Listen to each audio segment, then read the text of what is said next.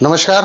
माझं नाव प्रशांत निकम आणि महाराष्ट्र माझा या चॅनलमध्ये तुमचं सर्वांचं स्वागत आहे. मित्रांनो, नेहमीच आपण नवनवीन विषय घेऊन येत असतो, म्हणून जर चॅनलला सबस्क्राईब केलं नसेल तर चॅनलला सबस्क्राईब करा, लाईक करत राहा आणि शेअरही करा, जेणेकरून आपले मित्र नातेवाईक यांना अतिशय महत्वाची माहिती पोहोचेल. सध्या जे महाराष्ट्रात धुमाकूळ घातलेला आहे म्हणजे तो म्हणजे बिबट्या. त्या बिबट्यापासून जर आपल्याला जीव वाचवायचा आहे तर ह्याच्यासाठी खूप नवीन टेक्निक आलेले आहे आणि तेही नवीन लोकांनी शोधून काढलेले. म्हणजे जिथं आपलं भीमाशंकरचं जे जंगल आहे, जुन्नर म्हणा, मंचर म्हणा, खेड म्हणा, या ठिकाणी बिबट्याचा सर्रास म्हणजे खुलेआम वावर आहे. त्या ठिकाणी नागरिक परेशान हैराण झालेले आहेत.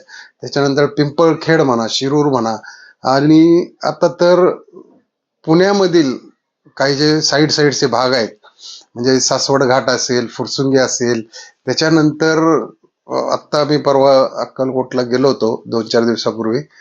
तर तिथे करमाळ्यापासून एक छोटंसं गाव आहे, त्या ठिकाणी सुद्धा बिबट्याचा वावर आहे. नागरिक प्रचंड भयभीत झालेले आहेत. त्याच्यानंतर जी ऊस तोडणी चालू आहे बीड भागामध्ये, तिथे सुद्धा नागरिक प्रचंड म्हणजे घाबरलेले आहेत. तर त्याच्यामध्ये त्यांनी काय शक्कल लढवली की बिबट्यापासून आपण कसं वाचायचं. तर चला पाहूया आपण की नेमकी लावलेली शक्कल काय आहे, की आपला मराठी माणूस किंवा माणूस हा काय करू शकतो किंवा कशाचा शोध लावू शकतो, हे कुणाच्याही लक्षात येणार नाही. आणि त्याच्यानंतर आपण डिटेल त्याच्यावरती चर्चा करू की याच्यात आणखी काय केलं पाहिजे. तर चला तुम्हाला मी दाखवतो मित्रांनो.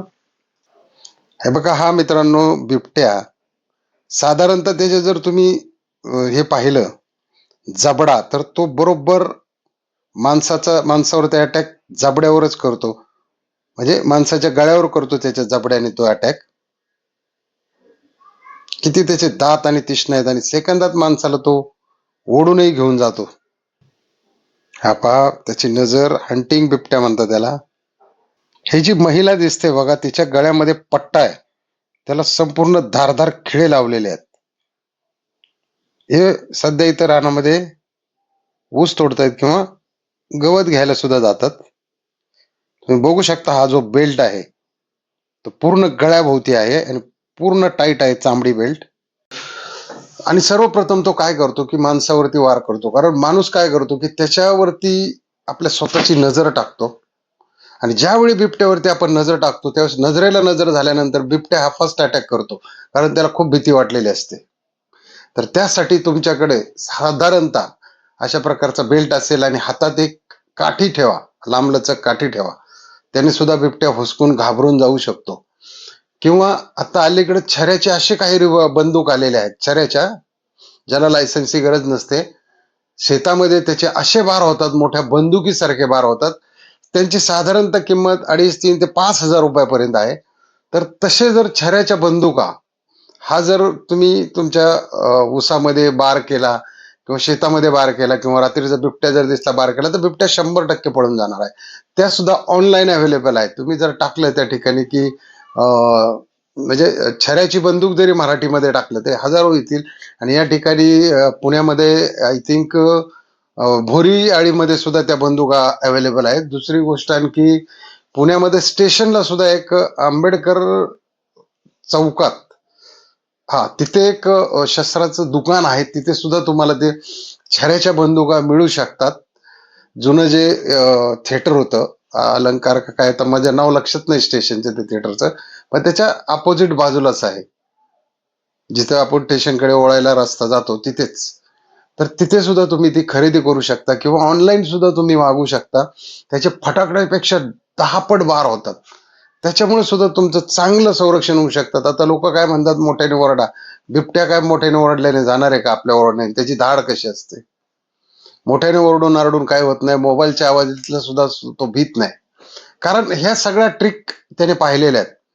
आणि त्याचं पहिलं काम असतं की फर्स्ट अटॅक करणे, ते म्हणजे इथे हे फोडून टाकणे आणि रक्त पिणे.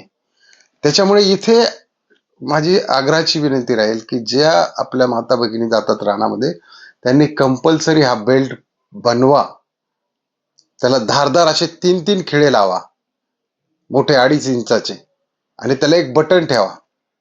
बिबट्याच्या तोंडात घुसतील ते, बिबट्या वार करायचं सोडून स्वतः पळून जाईल. त्याच्यामुळे हा खूप म्हणजे खूप त्याच्यासाठी एक प्रभावी उपचार म्हटलं तरी चालेल. कारण हात पाय जरी धरला तरी तुम्ही दुसऱ्या हाताने हालचाल करू शकता, ओरडू शकता, कोणी तुमच्या मदतीला येईल किंवा आसपास पडलेला दगड तुम्ही त्याच्या डोक्यात घालू शकता. बऱ्याच काही भानगडी करता येतील किंवा तो पायाने धरून कधी ओढत नाही. कारण माणसाचे ज्यावेळेस दोन्ही हात सुट्टे असतात आणि यात एक पाय पण असतो शिल्लक, त्याच्यामुळे माणूस कसाही करून सुटत असतो त्याला माहिती आहे. पण ज्यावेळी तुमचं हे गळा पकडला जातो त्यावेळेस माणूस काहीही हालचाल करू शकत नाही. कारण त्याची ग्रीप एवढी जबरदस्त असते, तुम्ही त्याला हाताने बाजूला करूच शकत नाही. आणि शक्यतो काम नसेल तर रानात जायचं टाळा. अवेळी रानात जायचं टाळा. कारण बिबटे हे दिवसापेक्षा रात्री जास्त बाहेर निघतात. त्यांना सुद्धा कळून चुकलेलं आहे की दिवसा माणसं असतात, त्यांच्याकडे हत्यार असतात, बंदूक असतात. वन विभागाची माणसं सुद्धा त्यांना ओळखायला येतात. आता पिंजरा लावलेले सुद्धा ओळखतात. पिंजऱ्यात सुद्धा बिबट्या सापडत नाही आता, एवढे हुशार झालेले आहेत ते. त्याच्यामुळे आपण सुद्धा आता हुशारीने वागलं पाहिजे. जर काम नाहीये तर नाहक रानात जाऊ नका, रात्रीच्या वेळी तर जाऊच नका.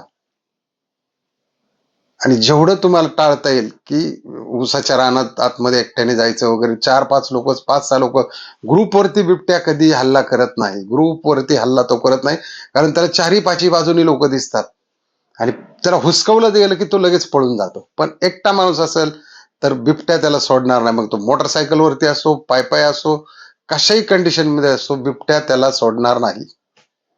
आणि विशेषतः काय होतं, रानच्या वस्तीला कसं असतं की बिबट्या तिथे खास शेळ्या मेंढ्या बांधलेल्या असतात, बोकडा असतात, कुत्री असतात, जे सापडल ते, किंवा छोटे रेडे वगैरे किंवा गायची वासरं वगैरे यांच्यावरती बिबट्या हल्ला करतो आणि त्याची भूक भागवतो. आता हे निसर्ग चक्र आहे मित्रांनो. एक जीव प्रत्येक जीवावरती अवलंबून आहे. का झालंय? माणसाने जंगल तोडली म्हणून बिबट्या आज आपल्यात आला. मुळशी पॅटर्नचा एक नवीन पिक्चर आला होता, त्याच्यामध्ये एक डायलॉग होता, तुम्ही आमच्या जमिनी लुटल्या, आम्ही तुम्हाला सोडणार नाही. तसंच झालं की बिबट्याची जंगलं लोकांनी तोडली. आज तुम्ही बघा, मुंबईकडे जाणारा एक्सप्रेस हायवेची जे किंवा दुसरा जुना रोड असेल त्या ठिकाणी काय परिस्थिती होती पूर्वीची, किंवा इकडे भीमाशंकरकडे जाणं, आजचा एक 10-15-20 वर्षापूर्वीचा इतिहास बघा. आणि आज काय झालंय गावोगावांनी, यांना जंगल राहिली नाही, जंगलात प्राणी राहिले नाही, लोकच हरणांची शिकारी करायला लागले, लोकच सगळ्या कुरघोड्या करायला लागले जंगलाचे. त्याच्यामुळे आता हे प्राणी हे काही दूध पिणारे नाहीत किंवा गवत खाणारे नाहीत, त्याच्यामुळे हे आता माणसांवरच तुटून पडणार. त्याच्यामुळे बिबट्या पासून जर सावधान राहायचं असेल तर प्रथम या 4-5 गोष्टी तुम्ही लक्षात ठेवा.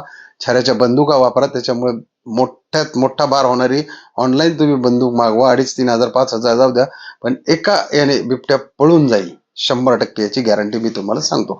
आजचा व्हिडिओ हा कसा वाटला कमेंटमध्ये नक्की लिहा. कारण आपण नेहमीच आपल्या युट्यूब फॅमिलीशी नवनवीन विषय घेऊन येत असतो. आपल्याला बघा, व्ह्यू तुम्ही बघत असाल, मागचे 8-10 व्हिडिओ पहा, याच्यामध्ये 4 नवनवीन जे विषय असतात त्याला युट्यूब कधी रीच देत नाही किंवा त्याला कधी व्ह्यू देत नाही. पण आपण त्याची चिंता अजिबात करत नाही. आपल्याला युट्यूबच्या फॅमिलीसाठी, आपली जी फॅमिली आहे त्याच्यासाठी आपण नेहमीच नवनवीन विषय आणणार. भले आपल्याला पैसे येऊ नाही येऊ, आपल्याला त्याच्याशी घेणं देणं नाहीये.